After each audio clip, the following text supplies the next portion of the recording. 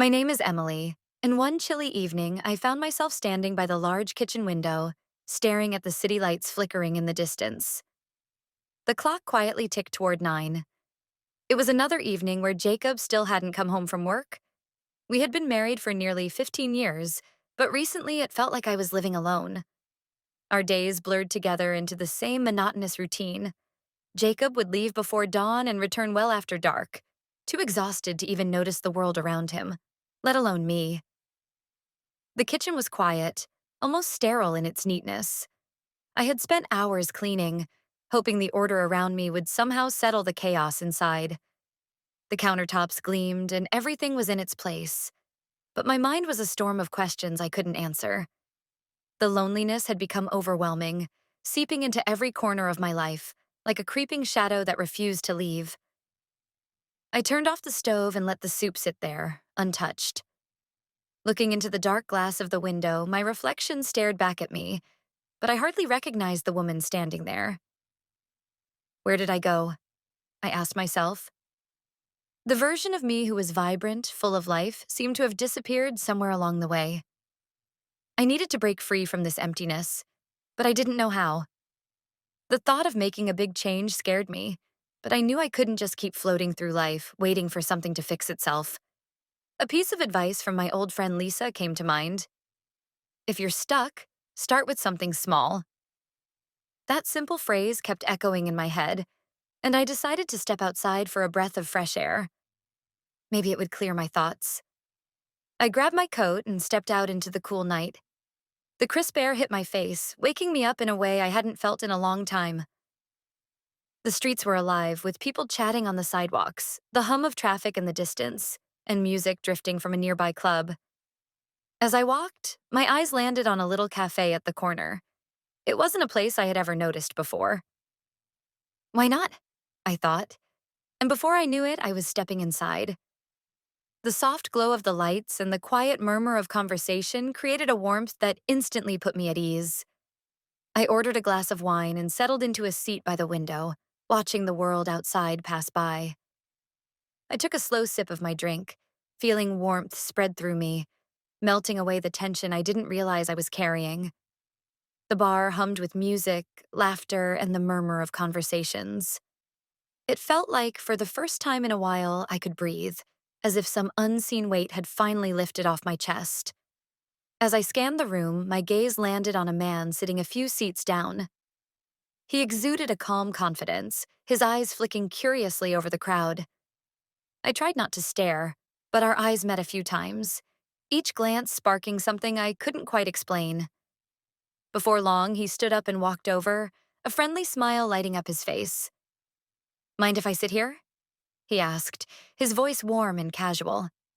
I nodded, unsure of what to say. "Sure." He slid into the seat beside me. "I'm Alex," he said, offering his hand.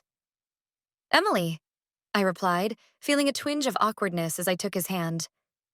The brief contact sent a shiver through me. "First time here?" he asked, looking around like someone who knew the place well. I shook my head slightly. "Yeah, just needed a break. Figured I'd try something new tonight." He leaned back, a thoughtful look on his face. "Good choice. Sometimes a change of scene is exactly what you need to reset." We started talking, and surprisingly, the conversation flowed easily. We bounced between topics, books we loved, movies that stuck with us, and places we dreamed of visiting. Alex was engaging, a far cry from the awkward small talk I had grown used to at home. He listened, really listened, and I found myself wanting to keep the conversation going. Then, unexpectedly, he asked, "So, are you married?" His tone was casual, but the question hit me harder than I expected. I hesitated before nodding. "Yeah, 15 years." He didn't seem surprised. "How's that going?" he asked, his voice gentle, without judgment. I let out a sigh. "Not great. My husband Jacob, he works a lot. We barely see each other anymore." Alex nodded, his eyes thoughtful. "That's tough. It's easy to get lost in the routine, isn't it? People forget to make time for each other." His words stung a little, but only because they were true. I realized how much I had missed having someone to just talk to, someone who cared enough to listen. As the evening wore on, I found myself relaxing more and more in his company. There was something about Alex that felt comfortable, yet exciting. Eventually, it was time to go. "Let me walk you home," Alex offered. I hesitated for only a moment before agreeing. As we strolled through the quiet streets, I felt lighter, almost giddy. At my front door, he paused, taking my hand gently. "Thanks for tonight, Emily. I really enjoyed it." "Me too," I whispered, our hands lingering for just a moment longer before we let go. I slipped inside, leaning against the door with a racing heart, a feeling I hadn't experienced in so long. We had exchanged numbers, and I found myself glancing at my phone more often than usual, hoping for a message. On the third day, a notification lit up my screen. "Hey, Emily, how's your day been? Want to meet up tonight?" My heart skipped a beat, and I quickly typed back, "Hi, Alex. I'd love that." "Hey," he said, his eyes lighting up. "I'm glad you came." We ordered drinks, and before long, we were lost in conversation again. This time, the walls came down even further. Alex spoke about his childhood, his passions, and even his fears. It was effortless, the way we shared pieces of ourselves with one another. For the first time in what felt like forever, I wasn't holding anything back. At one point, he looked at me thoughtfully and asked, "Have you ever felt trapped by your own life?" I swallowed, then nodded. "Yes, exactly. Like everything is closing in, and I can't catch my breath." He reached across the table and took my hand. Sometimes you just need to step away from everything to figure out what you really want," he said softly. Soon, meeting Alex became a regular thing. Every time Jacob stayed late at the office, I would find myself rushing to see Alex. We explored the city together, wandered through parks, tried new cafes, and even went to art galleries. With him, the world felt fresh, as if color had returned to my life. One evening, after a quiet dinner in a small, dimly lit restaurant, Alex smiled at me and asked, "Would you like to come over? There's something I want to show you." I hesitated but agreed, feeling both guilt and anticipation tugging at me. His apartment was sleek yet inviting, with an air of creativity woven into its decor. He led me to a room that was filled with canvases and sketches. "You paint?" I asked, surprised. He smiled, running a hand over one of the canvases. "It's my escape. It's how I process things." I admired the depth in his work, the intensity of each brushstroke. Seeing this part of him only drew me closer. His creativity, his passion, it was magnetic. That night, something shifted between us. As we sat on his couch, our conversation slowing, I couldn't resist leaning in, our eyes locking for a moment that felt like eternity. Then, without thinking, I kissed him. Walking home in the early morning light, a heavy weight settled in my chest. I still cared about Jacob, but with Alex, I felt alive, unburdened in a way I hadn't felt in years. I wasn't sure how long I could keep up this double life, but at that moment, my meetings with Alex became a regular part of my life, something I eagerly anticipated. I found myself waiting for his texts more than I cared about when Jacob would return home. Jacob, on the other hand, was completely unaware, caught up in his work and distant as ever.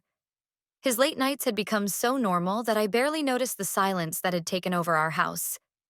But lately, I had started noticing a change in Lisa, my closest friend. "Lisa, you've been acting strange. What's going on?" I asked, looking directly at her. She fidgeted, avoiding my gaze, clearly unsure of how to respond. "Emily, there's something I need to tell you," she finally said, her voice low. "I know about you and Alex." "I saw you two together," Lisa admitted softly. "In the park last week. You both looked so close." I didn't want to say anything, but I couldn't just ignore it. "Why didn't you tell me sooner?" I asked, my voice trembling. A part of me wanted to defend my actions, but another part felt guilty. She sighed, looking down at her coffee cup. "Because it hurt, Emily. And not for the reasons you think." I frowned, confused. Why would it hurt you? Lisa took a deep breath before answering. Because I know Alex. We were together once, years ago, and things ended badly. He wasn't exactly honest with me, and it led to some painful discoveries. Her words struck like a punch. I felt the room spin slightly. What are you saying? Are you sure it's the same person? I whispered, not wanting to believe it. Trust me, I wish it wasn't, she replied sadly. But I don't want to see you hurt like I was. I know he seems wonderful now, but there's a side to him that I don't think you've seen yet. I sat there, stunned as her words sank in. A whirlwind of emotions flooded my mind. Disbelief, betrayal, confusion. I had trusted Alex, let him in, and now I didn't know what to think. Could Lisa be right? Or was she projecting her own past onto him? Later that night, I found myself alone in the quiet of our apartment, with Jacob once again working late. I felt like I was spinning out of control. Then, a message popped up on my phone from Alex. Hey, Emily. How was your day? Want to meet up? I stared at the screen, my heart pounding. After a long pause, I typed back, We need to talk. We met at the same cafe where it had all started. The atmosphere felt different this time. Heavier, uncertain. Alex quickly noticed my mood. Is something wrong? He asked, his voice full of concern as he reached for my hand. I found out something about you, I said, pulling my hand back. Lisa told me you two used to date and, well, she said you weren't faithful to her. Alex's expression faltered for a moment before he let out a deep sigh. He looked me straight in the eyes. Yeah, it's true. I won't deny it. But that was years ago, Emily. I was reckless back then. I made mistakes. But I've grown since then. How can I trust you now? If you hurt her, how do I know you won't hurt me? I asked, my voice soft but firm.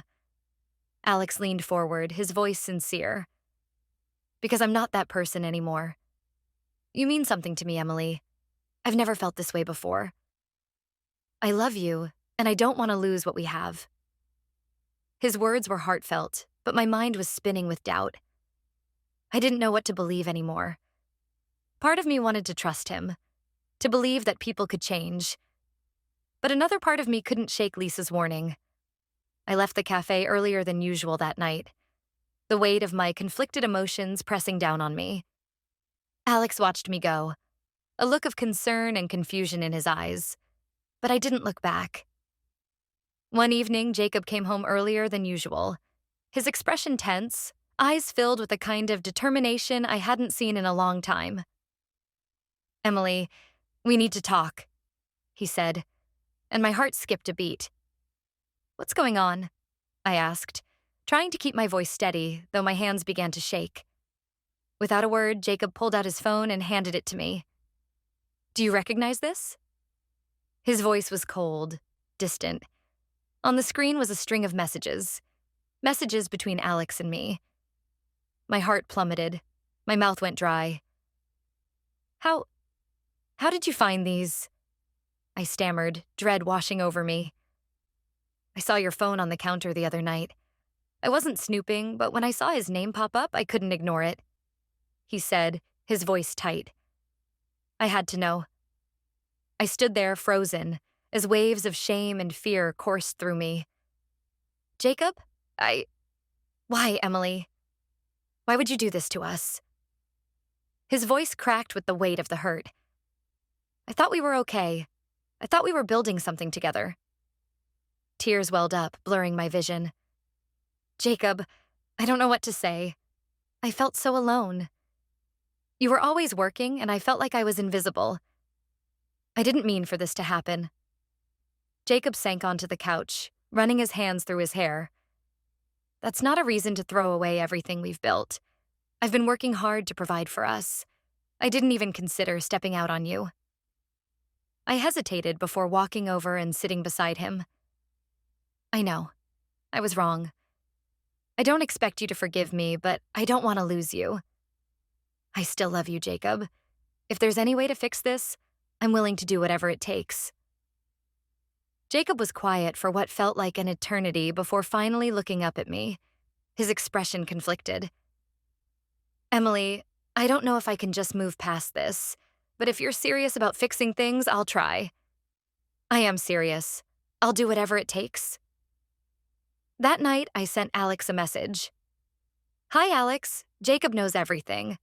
I can't keep doing this. I'm sorry. His reply came swiftly. I understand, Emily. I hope you find peace, whatever that looks like for you. Emily, there's something else I need to tell you, he said slowly, and my stomach churned with unease. What is it? I asked, unsure if I could handle any more surprises. Jacob pulled out another phone, one I hadn't seen before. On the screen were photos, pictures of Alex and me, taken during different meetings. I hired a private investigator, he admitted. I didn't want to believe you were capable of cheating on me, but I needed to know for sure. You hired someone to follow me? Yes, Jacob said, his voice low but firm. I had to know the truth. And now that I do, I can't pretend this didn't happen. But I also realize we both made mistakes along the way. I'm willing to try and fix this, Emily, but only if you are, Jacob said quietly. I'm willing to try, I said at last, my voice thick with emotion. But this isn't going to be easy. I know, Jacob said, pulling me into a tentative embrace. But I believe we can get through it together.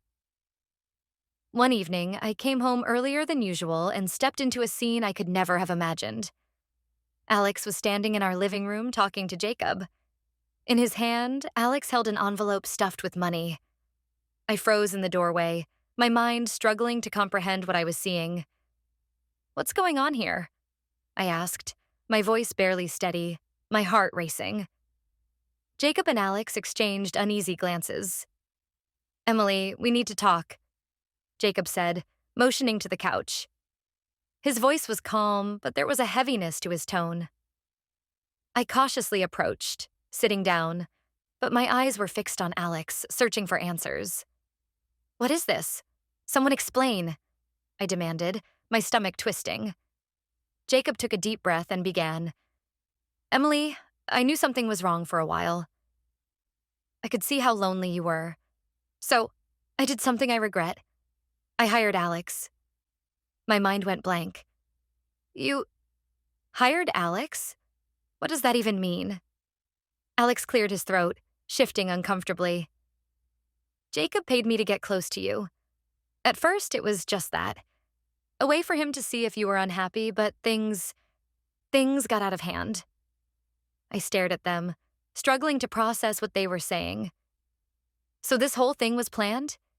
You pretended to care about me because of Jacob's money? Alex nodded slowly, guilt written across his face. It wasn't supposed to go that far. I didn't expect to develop real feelings for you. Jacob leaned forward, trying to meet my eyes. Emily, I know how wrong this was. I didn't know how to deal with our problems, so I did something stupid. I've been trying to figure out how to tell you. I sat in stunned silence, my mind swirling with disbelief.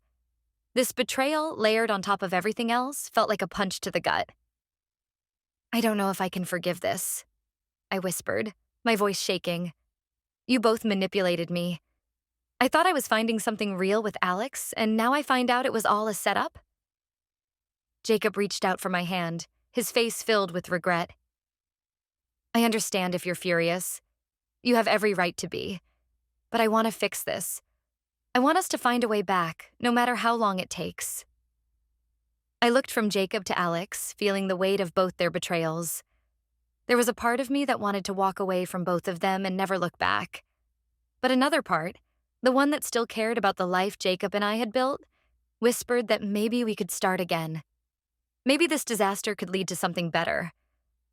I don't know how we'll move forward from this, I finally said, my voice soft but resolute. But if you really want to fix this, I'm willing to try.